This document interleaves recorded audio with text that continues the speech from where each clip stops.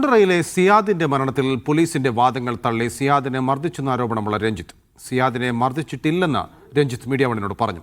Police കസ്റ്റഡിയിൽ എടുക്കുന്നതിന്റെ 3 ആഴ്ച മുമ്പാണ് സിയാദിനെ കണ്ടതെന്നും രഞ്ജിത്ത് പറഞ്ഞു. അതേസമയം മരണകാരണം പോലീസിന്റെ മർദ്ദനമല്ലെന്നും മഞ്ഞപ്പിത്തമാണെന്നും ആഭ്യന്തരമന്ത്രി രമേശ് ചെന്നിത്തല ആവർത്തിച്ചു.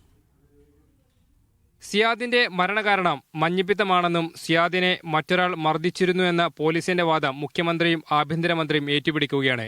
എന്നാൽ ഈ വാദം പൂർണ്ണമായി തള്ളുകയാണ് രഞ്ജിത്ത്. സിയാദുമായി മുൻവൈരാഗ്യമില്ലെന്നും മർദ്ദിച്ചിട്ടില്ലെന്നും രഞ്ജിത്ത് മീഡിയ വണ്ണിനോട് പറഞ്ഞു.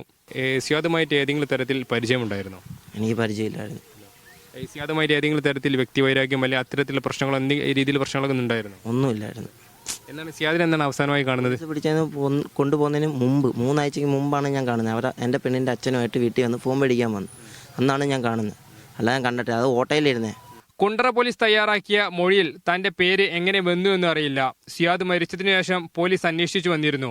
അറിയാവുന്ന കാര്യങ്ങൾ പറഞ്ഞതിനു ശേഷം പോലീസുകാർ വിട്ടയച്ചുവെന്നും രഞ്ജിത്ത് പറഞ്ഞു. പോലീസുകാർ ഫോട്ടോ കാണിച്ച് ഞങ്ങളെ ജംഗ്ഷനിൽ വന്നു. അപ്പോൾ അറിയാമോന്ന് ചോദിച്ചു. അങ്ങനെ വീട്ടിൻ്റെ അപ്പുറത്തെ വീട്ടിൽ വന്ന് ചോദിച്ചു. അപ്പോൾ ഞാൻ മെമ്പറിൻ്റെ അടുത്ത് കാര്യം പറഞ്ഞു.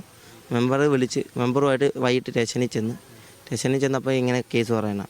അത് നിന്നെ അറിയാൻ വേണ്ടി വിളിപ്പിച്ചതാന്ന് പറഞ്ഞു. നിന്നെ കണ്ടിട്ടില്ല, ഫോട്ടോ കണ്ടില്ല, നിന്നെ അറിയാൻ വേണ്ടി.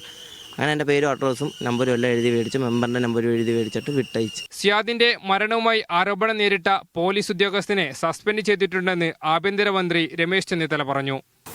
ഒരു പോലീസുകാരൻ അടിച്ചെന്നാണ് പറഞ്ഞത്, അയാളെ സസ്പെൻഡ് ചെയ്തു. ഈ വ്യക്തിയുടെ പോസ്റ്റ്മോർട്ടം റിപ്പോർട്ടും എല്ലാം പരിശോധിച്ചപ്പോൾ ഹെപ്പറ്റൈറ്റിസ് സി മൂലമാണ് അദ്ദേഹം മരിച്ചത്. അതിനകത്ത് ഒരു ദുരൂഹതയുമില്ല.